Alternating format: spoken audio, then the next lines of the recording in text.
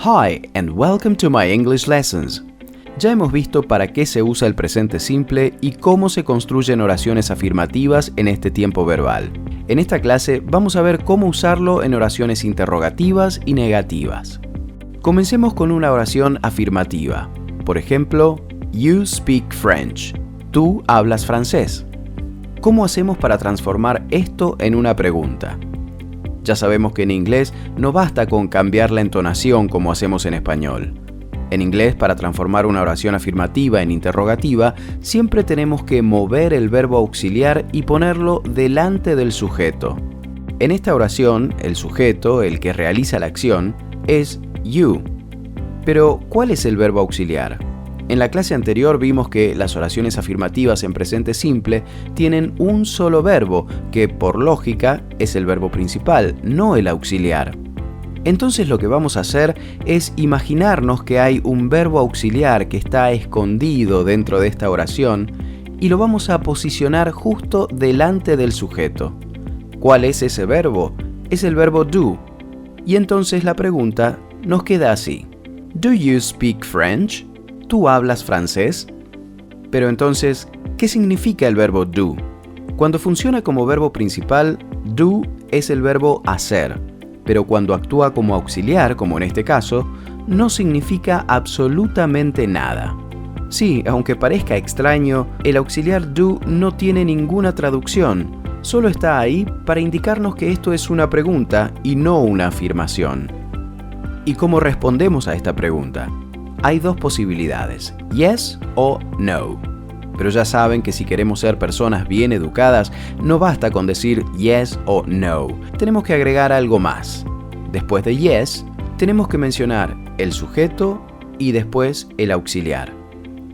Fíjense que el sujeto, que en la pregunta era you, en la respuesta pasa a ser I.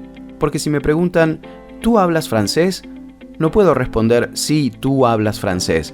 Tengo que decir, sí, yo hablo francés. Si nos preguntan con you, respondemos con I. ¿Y qué pasa si nuestra respuesta es no? Entonces respondemos, no, I do not. Las respuestas afirmativas nunca se contraen, pero en las respuestas negativas, lo normal es que usemos las formas contraídas, las formas cortas. Por eso lo habitual es que digamos, no, I don't. ¿Y qué pasa si queremos transformar la oración afirmativa en una oración negativa? O sea, en vez de decir tú hablas francés, decir tú no hablas francés. Bueno, vamos a tener que volver a empezar por el sujeto porque ya no va a ser una pregunta y vamos a poner el auxiliar do justo antes de la partícula not. Entonces va a quedar you do not speak French. Pero nuevamente lo habitual es que usemos las formas contraídas, por eso el auxiliar, que siempre es el que más trabaja, tendrá que unirse a la partícula not y la oración quedará así. You don't speak French.